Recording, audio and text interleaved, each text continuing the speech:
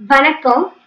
Last வீடியோல formatting டெக்ஸ்ட்னா என்னென்ன, அந்த டெக்ஸ்ட்டை எப்படி நோட்பேட்ல HTML கோட்ல டைப் பண்ணி சேவ் பண்றத பத்தி பார்த்தோம். இந்த வீடியோல சேவ் பண்ண அந்த ஃபைலோட அவுட்புட்டை வெப் ப்ரௌசர்ல போய் பார்க்கலாம். நான் டெஸ்க்டாப்ல சேவ் பண்ணிருக்கேன். ஃபார்மேட்டிங் டெக்ஸ்ட் கிளிக் பண்ண உடனே எனக்கு என்னோட வெப் பேஜ் வந்து ஓபன் ஆயிட்டு இருக்கு.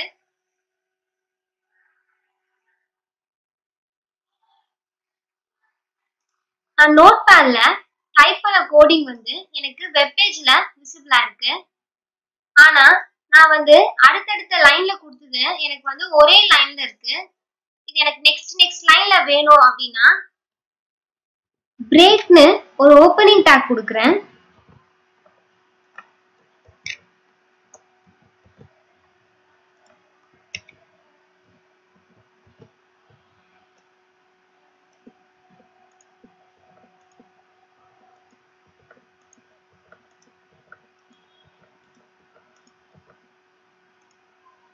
Ctrl+S கொடுத்து வெப் ப்ரௌசர் ஓபன் பண்ணி நான் ரெஃப்ரெஷ் பண்ணனா இன்னைக்கு எல்லாமே அடுத்தடுத்த லைன் வரும். ரெஃப்ரெஷ் பண்ண இந்த பாத்தை கிளிக் பண்ணி நான் என்டர் கொடுத்தா ரெஃப்ரெஷ் ஆயிடும். அப்படி இல்லைன்னா F5 நான் கொடுத்தா அது எனக்கு ரெஃப்ரெஷ் ஆயிடும். இங்க வந்து ஒரே டெக்ஸ்ட் டைப் பண்ணிருக்கிறதுனால என்னென்ன டேக் வந்து எதுக்கானது தெரியல. ஸோ நோட்பேட்ல நான் சில கண்டென்ட் வந்து ஆட் பண்ணிட்டு அது ஃபைல்ல போய் சேவ் பண்ணிட்டு இந்த வெப்பேஜ் ஓபன் பண்ணி நான் ரெஃப்ரெஷ் பண்றேன். ஸ்ட்ராங்கும் போல்டும் ஒரே மாதிரி இருக்கும். அடுத்து இட்டாலிக்கும் EMம் ஒரே மாதிரி இருக்கும். அப்புறம் பிக் டேக் யூஸ் பண்ணிருக்கேன். வெல்கம்ன்றது வந்து நார்மலான டெக்ஸ்ட். ஐ எம் போல்டுன்றது வந்து பிக் டேக் கொடுத்துருக்கேன். வெல்கம். ஐ எம் போல்டுன்றது ஸ்மால் டேக் கொடுத்துருக்கேன். அதனால நார்மல் டெக்ஸ்ட்டை விட அது வந்து சின்னதா தெரியுது.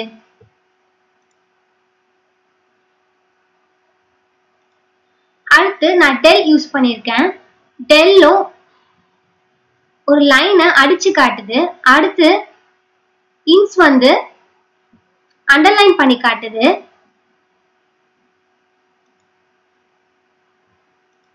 அடுத்து டைப்ரைட்டிங் டெக்ஸ்ட் ஐ எம் போல்டுன்றது டைப்ரைட்டிங் டெக்ஸ்ட் டேக் கொடுத்துருக்கேன்.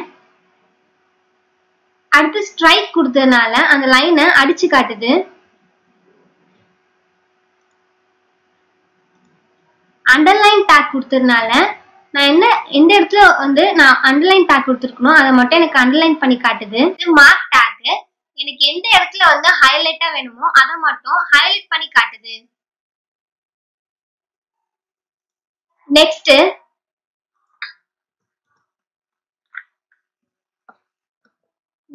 Font take.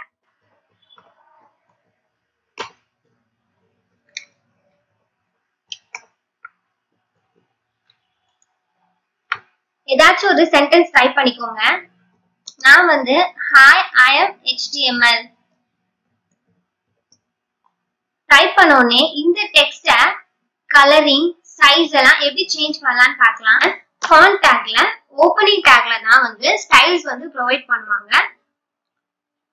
நான் வந்து சைஸ் கொடுக்குறேன். கொட்டேஷன் ஓபன் பண்ணி எனக்கு வந்து 30 பிக்சல்ல வேணும், இல்லைன்னா பெர்சன்டேஜ்லயும் நம்ம கொடுத்துக்கலாம். அடுத்து கலர் வந்து எனக்கு ரெட் கலர் வேணும். கொடுத்துட்டு நான் ஃபைல்ல போய் சேவ் பண்ணிட்டு வெப் ப்ரௌசர் ஓபன் பண்ணி நான் ரெஃப்ரெஷ் பண்ணா எனக்கு வந்து நான் என்ன டைப் பண்ணிருக்கணும் அது ஃபாண்டோட ஆட்ரிபியூட்ஸ் யூஸ் பண்ணி எனக்கு என்னோட வெப் பேஜ்ல விசிபிள் ஆகும். அடுத்து ஹெட்டிங்ஸ் வந்து மொத்தம் H1ல இருந்து H6 வரைக்கும் இருக்கு. நான் வந்து ஹெட்டிங் 1 டைப் பண்றேன். கொடுத்து க்ளோசிங் டேக் கொடுக்குறேன்.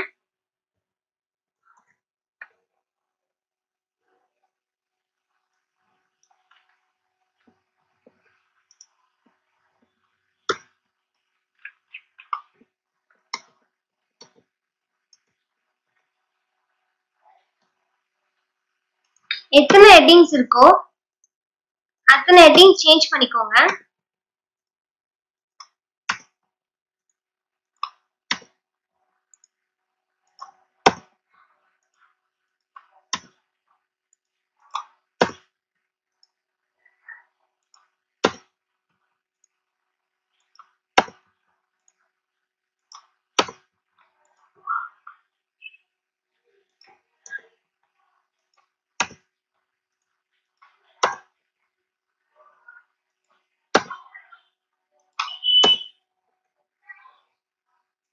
நான் பண்ணி முடிச்சிட்டேன்.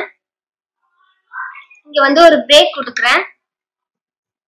நெக்ஸ்ட் லைன்ல எனக்கு வந்து வரணுன்றதுக்காக.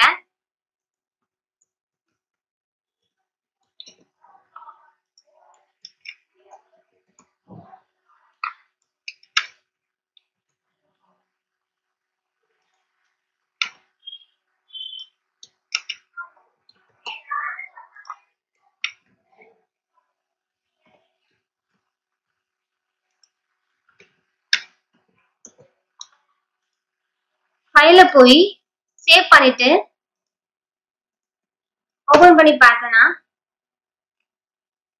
என்னென்ன ஹெட்டிங்ஸ் இருக்கோ H1 தான் இருக்கிறதுலே பெருசு. அடுத்து H2, H3, H4, H5, H6. அடுத்து பேராகிராஃப். நோட்பேட்ல அடுத்து நம்ம பேராகிராஃப் டைப் பண்ணலாம். பேராகிராஃப்க்கு ஓப்பனிங் டேக் கொடுத்துட்டு ஏதாச்சும் ஒரு பேராகிராஃப் டைப் பண்ணிட்டு கீழே க்ளோசிங் டேக் கொடுத்துருங்க. இந்த பேராகிராஃப்க்குன்னு நம்ம கலர் வந்து கொடுக்கலாம். ஓப்பனிங் டேக்ல கொடுக்குறேன். அப்பதான் கலர் சேஞ்ச் ஆகும். நான் வந்து பிளாக் கலர் கொடுக்குறேன். இப்போ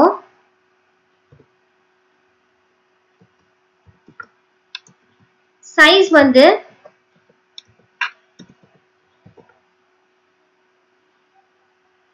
10 பிக்சல் கொடுக்குறேன்.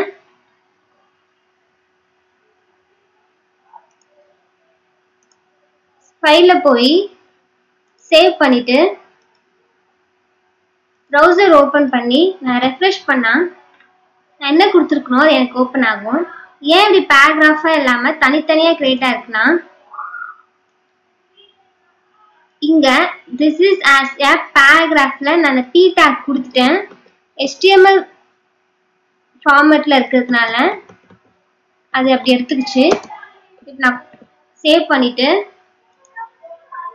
ரெஃப்ரெஷ் பண்ணா இன்னைக்கு எல்லாம் ஒரே லைன்லயே மாறிடும்.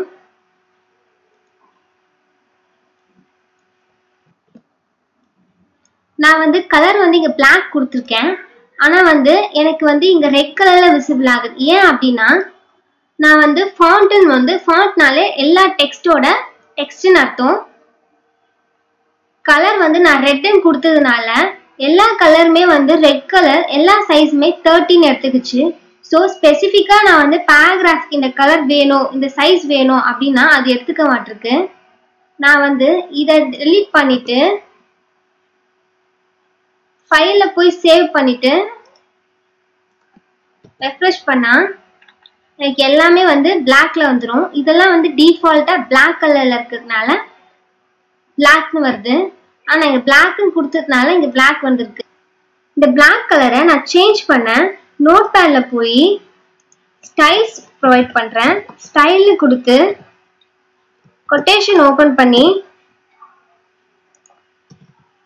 கலர் கொடுத்து கோலன் கொடுத்து ரெட்னு கொடுத்து செமிகோலன் கொடுத்து நான் கொட்டேஷன் கொடுத்துட்டு ஃபைல்ல போய் நான் சேவ்னு கொடுத்து வெப் ப்ரௌசர் ஓபன் பண்ணி நான் ரெஃப்ரெஷ் பண்ணா எனக்கு அது ரெட் கலர்ல மாறிடும். இதுக்கு பேக்ரவுண்ட் கலர் வந்து எப்படி சேஞ்ச் பண்ணணும்னா இதுலயே போய் பேக்ரவுண்ட் கலர் டைப் பண்ணா எனக்கு இங்க வரும். நான் கொடுத்துட்டு கோலன் வச்சு எனக்கு வந்து பேக்ரவுண்ட் வந்து ப்ளூல வேணும். என் பேக்ரவுண்ட் வந்து ப்ளூல வரும். இப்ப நான் ஃபைல்ல போய் சேவ் கொடுத்துட்டு பேக்ரவுண்ட் வந்து ப்ளூல வரும். இதுவே எனக்கு பேக்ரவுண்டே வந்து பாடியோட பேக்ரவுண்டே ப்ளூ கலர்ல வேணும் அப்படின்னா நான் பாடியில போய் பிஜி கலர் பேக்ரவுண்ட் கலர் இப்படியும் நம்ம கொடுக்கலாம். கொடுத்துட்டு எனக்கு வந்து பிங்க்ல வேணும் கொடுத்துட்டு ஃபைல்ல போய் சேவ் பண்ணிட்டு வெப் பேஜ் ஓபன் பண்ணி ரெஃப்ரெஷ் பண்ணா பேக்ரவுண்ட் வந்து பிங்க் கலர்ல மாறி இருக்கு, தெரியுதா? இன்னைக்கு நம்ம ஃபார்மேட்டிங் டெக்ஸ்ட் எப்படிலாம் யூஸ் பண்ணலாம் அப்படின்றத பத்தி பார்த்தோம். அடுத்தடுத்த வீடியோல இதை பத்தி டீட்டெயிலா பார்க்கலாம். தேங்க்யூ.